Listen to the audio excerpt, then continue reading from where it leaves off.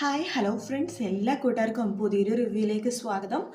അങ്ങനെ വിക്രവും പ്രകാശനും ഷാരിയും സരയും കൂടി പരസ്പരം സംസാരിക്കുക കേട്ടോ.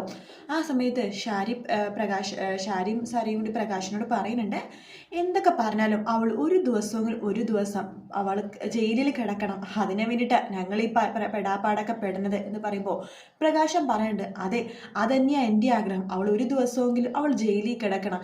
മാത്രമല്ല എൻ്റെ മോൻ്റെ മുഖം കാണുമ്പോഴുണ്ടല്ലോ എനിക്ക് അവളെ തല്ലി കൂട്ടാനാ തോന്നുന്നത് എന്ന് പ്രകാശം പറയുമ്പോഴേക്കും സരിയോ പറയുന്നുണ്ട്, അതെ എനിക്കും അങ്ങനെ തന്നെയാ. മെന്റൽ ഹോസ്പിറ്റലിൽ കിടക്കണ എൻ്റെ അച്ഛനെ കാണുമ്പോൾ എനിക്ക് അവളുടെ മുഖം ഓർമ്മ വന്നത്. അവളാ എല്ലാത്തിനും കാരണം എന്ന് പറയാം. അവളെ വെറും പെണ്ണല്ല, പെൺഗുണ്ടയാ, ഗുണ്ട എന്ന് പറയുമ്പോൾ വിക്രം പറയുന്നുണ്ട്, അതെ അത് പറഞ്ഞത് ശരിയാണ്.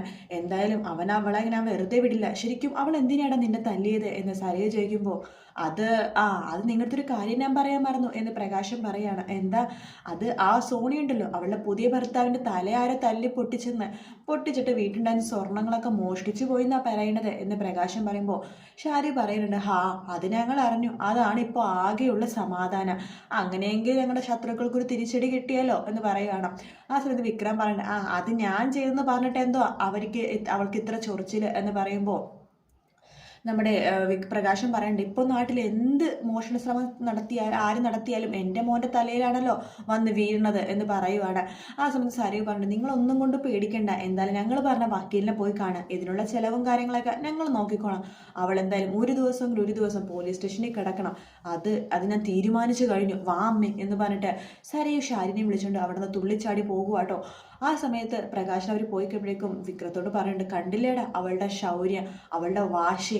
ശരിക്കും പറഞ്ഞാൽ നീ ആ സോണിയുടെ പുറകെ നടക്കുന്ന സമയത്ത് ഈ സരയുടെ പുറകെ നടന്നാൽ മതിയായിരുന്നു. ഇങ്ങനത്തെ ഒരു പെണ്ണിനെയായിട്ട് നീ ശരിക്കും കല്യാണം കഴിക്കേണ്ടത്. പറഞ്ഞിട്ട് കാര്യമില്ല, ആ സമയത്ത് നിന്റെ തലയിൽ വലിയ ഓളമൊന്നും ഉണ്ടായിരുന്നില്ലല്ലോ, ഇപ്പോഴും അങ്ങനെ തന്നെയാണ് എന്ന് പറയുവാണ്. ഇവിടെ പോലത്തെ ഒരു പെണ്ണാണ് മരുമകളായിട്ട് വന്നിരുന്നെങ്കിലുണ്ടല്ലോ വേറെ ഒന്നും നോക്കണ്ടായിരുന്നു. ശരിക്കും പറഞ്ഞാൽ നിങ്ങൾ തമ്മിലായിരുന്നു ചേരേണ്ടത്. പറഞ്ഞിട്ട് എന്താ കാര്യം, വാ പോകാം എന്ന് പറഞ്ഞിട്ട് പ്രകാശൻ വിക്രത്തെ കൂട്ടിക്കൊണ്ട് പോകുവാട്ടോ. പിന്നെ കാണിക്കുന്നത് കല്യാണിനെയാണ്. കല്യാണി അവരുടെ കമ്പനി വക്കീലിനെ പോയി കണ്ടിട്ട് കുറേ പോയിന്റ്സ് ഒക്കെ എഴുതിക്കൊണ്ടിരിക്കുക കേട്ടോ. അങ്ങനെ വക്കീൽ ബുക്സ് ഒക്കെ വായിച്ചിട്ട് ഓരോരോ കാര്യങ്ങൾ കല്യാണിക്ക് പറഞ്ഞെടുക്കുമ്പോൾ കല്യാണി അതെല്ലാം ബുക്കിൽ എഴുതിക്കൊണ്ടിരിക്കുകയാണ്. അതിനുശേഷം വക്കീൽ പറയുന്നുണ്ട്, മോളെ ഞാൻ നിങ്ങളുടെ കമ്പനി വക്കീൽ തന്നെയാണ്, പക്ഷെ ഉള്ള കാര്യം പറയാലോ, മോളെ കാണിക്കേണ്ടത് കുറച്ച് സാഹസമാണ് എന്ന് പറയുമ്പോൾ കല്യാണി പറയുന്നുണ്ട്, എനിക്ക് അറിയാം വക്കീലെ, പക്ഷേ ഈ കേസ് എനിക്ക് തന്നെ വാദിക്കണം, അതിൻ്റെ ഒരു വാശിയാണ് എന്ന് പറയാണ്. ശരി, മോൾ എന്നാലും കാണിക്കുന്നത് കുറച്ച് ഒരു എടുത്തുചാട്ടം പോലെയായിട്ട് എനിക്ക് തോന്നുന്നുണ്ട്, എങ്കിലും കുഴപ്പമില്ല. പിന്നെ സാഹചര്യ തെളിവുകളൊക്കെ ശരിക്കും പറഞ്ഞാൽ മോൾക്കെതിരാണ്. എനിക്കറിയാം വക്കീലെ, അവർ കണ്ട സാക്ഷികൾ, പിന്നെ അവിടെ CCTV ഉണ്ട്, എല്ലാം വെച്ച് നോക്കുകയാണെങ്കിൽ മോള് തന്നെയാണ് ശരിക്കും പറഞ്ഞാൽ അവരുടെ വക്കീലിനെ സുഖമായിട്ട് മോളെ എന്തായാലും ജയിലിൽ പിടിച്ചാലുള്ള എല്ലാ വകുപ്പും ഉണ്ട്. പിന്നെ മോൾക്ക് ഞാൻ ഈ പറഞ്ഞു തന്ന ഇതൊക്കെ ഉണ്ടല്ലോ പോയിന്റ്സ്, അതുകൊണ്ട് മോൾക്ക് പിടിച്ചു നിൽക്കാൻ പറ്റും, ഏറെക്കുറെയൊക്കെ ജയിക്കാനും പറ്റും. പിന്നെ ഒരുപാട് കാര്യങ്ങൾ അവൻ്റെ പേരിൽ കേസും കാര്യങ്ങളൊക്കെ ഉണ്ട്, നമുക്ക് ചെറിയൊരു ഇതുണ്ട് ജയിക്കാനുള്ളത്. പിന്നെ മോൾക്ക് അവിടെ വെച്ചിട്ട് എന്തെങ്കിലും പോയിന്റ്സോ കാര്യങ്ങളുണ്ടെങ്കിൽ മോളെ ഹെൽപ്പ് ചെയ്യാൻ വേണ്ടി മോളിൽ തൊട്ട് പിന്നാലെ തന്നെ ഞാനും ഉണ്ടാവും. എന്തെങ്കിലുമൊക്കെ വരുവാണെങ്കിൽ ഞാൻ മോൾക്ക് പോയിന്റ്സും കാര്യങ്ങളൊക്കെ പറഞ്ഞു തരാം എന്ന് വക്കീൽ പറയാണ്. വളരെ ഉപകാരം വക്കീലെന്ന് പറയാണ്. ശരി മോളെ, എന്നാൽ ഞാൻ പറഞ്ഞതൊക്കെ ഓർമ്മയുണ്ടല്ലോ, അത് കറക്റ്റായിട്ട് മനസ്സിൽ വേണം എപ്പോഴും.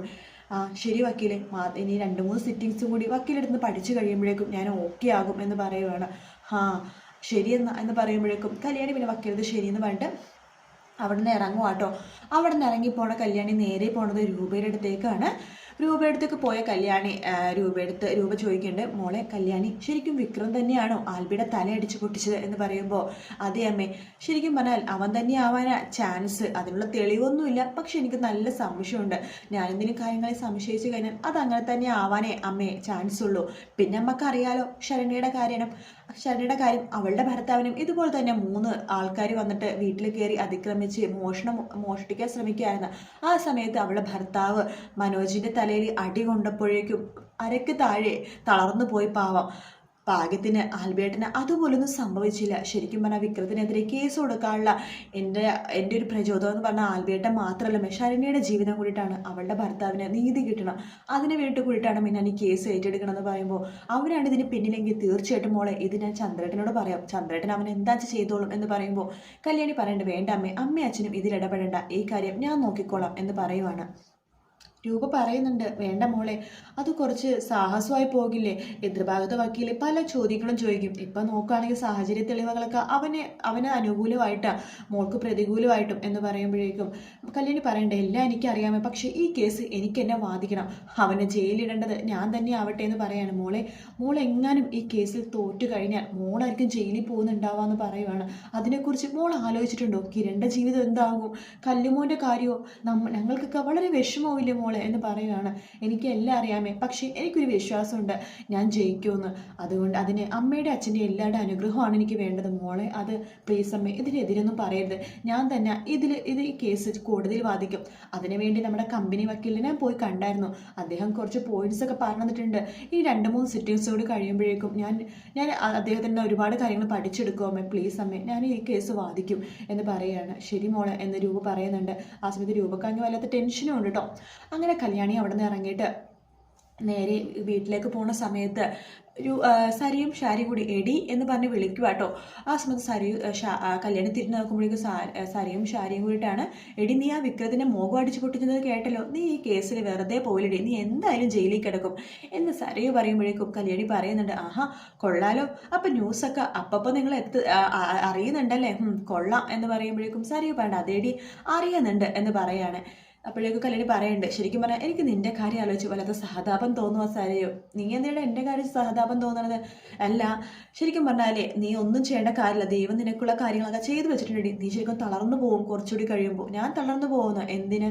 അത് നിനക്ക് വഴിയെ മനസ്സിലാവും. നീ പൊട്ടിക്കരയോടി, നിന്റെ കാര്യങ്ങളൊക്കെ അറിയിച്ച് എനിക്ക് വല്ലാത്ത വിഷമമുണ്ട് എന്ന് പറയുമ്പോൾ, നീ എന്തിനാടി വിഷമിക്കണമെന്ന് പറയുമ്പോഴേക്കും അതൊക്കെ നിനക്ക് വഴിയെ മനസ്സിലാവും എന്ന് പറയാണ്.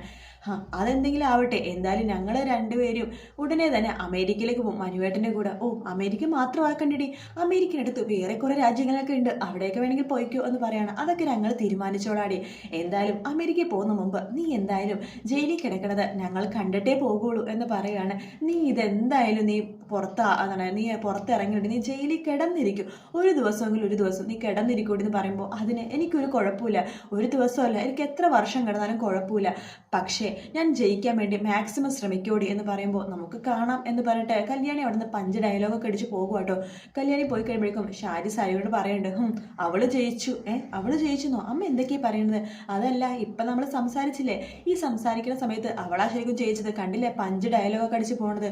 കുഴപ്പമില്ലമ്മേ, അവൾ ഇവിടെ നമ്മുടെ സംസാരിച്ച് ജയിക്കുമായിരിക്കും, അവൾ വലിയ ഗുണ്ടയൊക്കെ ആയിരിക്കും, പക്ഷേ അവൾ കോടതിയിൽ തോറ്റു തൊപ്പിയിടണത് നമുക്ക് കാണാമേ എന്ന് പറയുവാണ്.